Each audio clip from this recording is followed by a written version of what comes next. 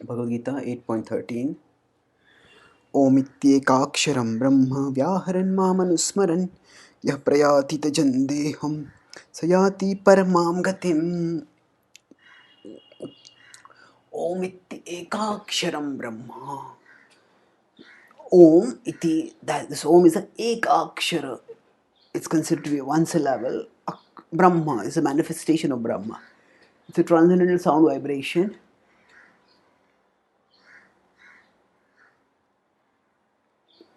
Vyaharan mamanusmaran. Vyaharan. Vibrating this. Mamanusmaran. Remembering me. Yah prayati. Tajanteham. One who does gives up the body and departs from the body. Sayati paramam gatim.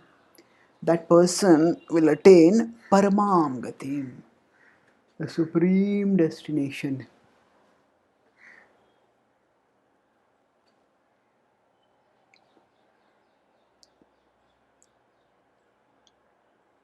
So here Krishna is stating that one should not just chant Om but should also remember him if they want to attain paramam gatim, the supreme destination.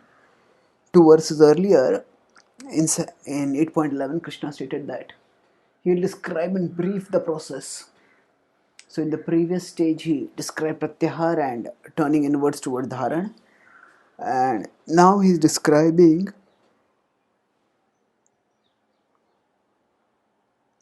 the movement of the consciousness towards samadhi.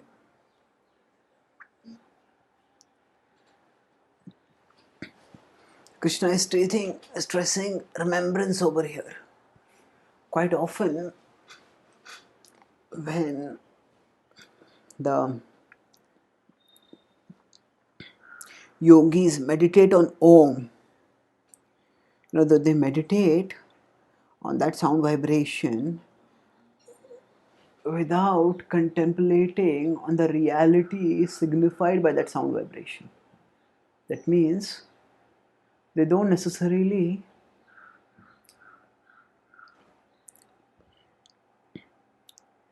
think of Krishna.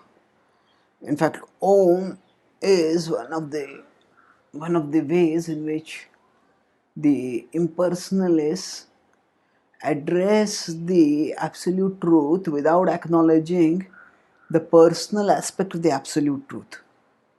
Now, the personal aspect is not just the aspect, the personal aspect is actually the essence of the absolute truth.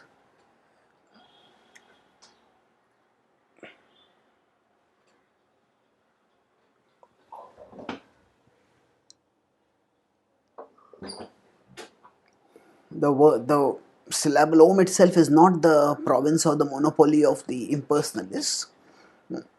Om is simply a invocatory address to the absolute truth, and it is there prominently at the beginning in even many Vaishnava mantras.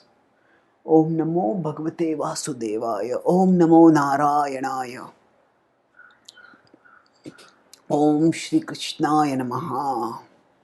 So these mantras all have Om within them. And the Om is an invocation to the absolute truth, which is just generic. We could say it is nondescript in the sense that it does not contain any information that might reveal the identity of the absolute truth. But the Vaishnavas therefore use Om as a generic reference to the absolute truth, and then they follow it with more specific references when they talk about the absolute truth referred to by the name of Vishnu, or Vasudeva, Nasudeva, Narayana, Krishna, whatever it is. So here Krishna is telling that Krishna is not recommending that kind of non-specific or diffuse meditation. So yes, Om is to be recited. Om ityekaksharan Brahma Vyaharan Mamanusmar.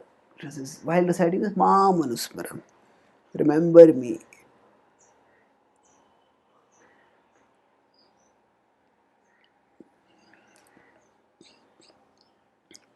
Without remembering Krishna, whatever we may achieve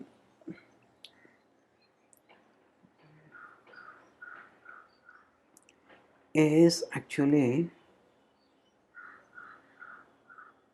not complete. It is temporary. It is not, even if one rises to the impersonal Brahman level of realization, so that is not as fulfilling to the heart as is the connection with Krishna. So Krishna stresses here that there has to be internal, external recitation and inner contemplation. So external recitation is of Om, of course, as devotee sadhakas. In Kali Yuga, we follow the Kalisantara Upanishad, we follow Sri Chaitanya Mahaprabhu and chant the Hare Krishna Mahamantra. And the principle here, we can apply it. So while chanting the Hare Krishna Mahamantra, we, along with that external recitation, there is internal meditation, internal contemplation on Krishna, internal recollection of Krishna. And so external recitation and internal recollection propel us towards liberation.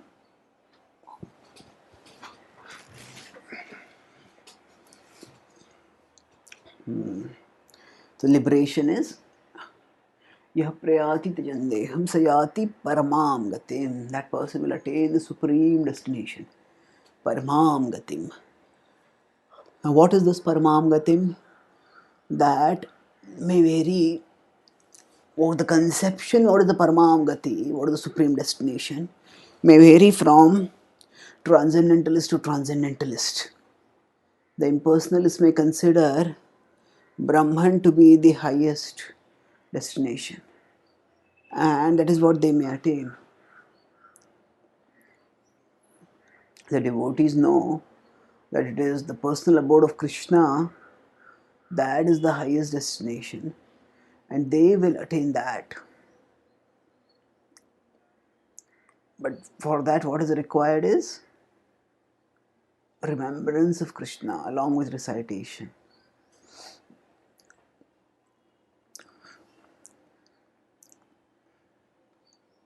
Spiritual journey is essentially a journey of change in consciousness,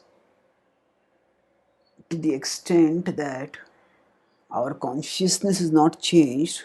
To that extent, we are actually not moving in our spiritual journey. No matter how much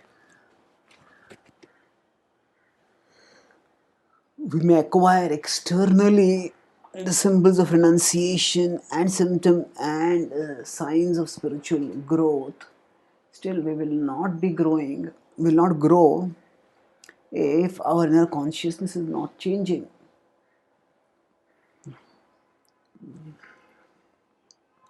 A yogi may renounce the world and go to the forest.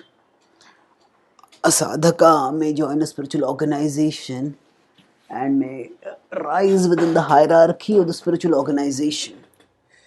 But that in and of itself does not guarantee spiritual growth, and that may not prepare one towards liberation. There has to be the inner shift of consciousness, and not just a temporary shift, but a lasting elevation of our consciousness from the material level to the spiritual level, from contemplating on worldly things to contemplating on Krishna. Such a raising of consciousness will gradually but inevitably make us more and more Krishna centered.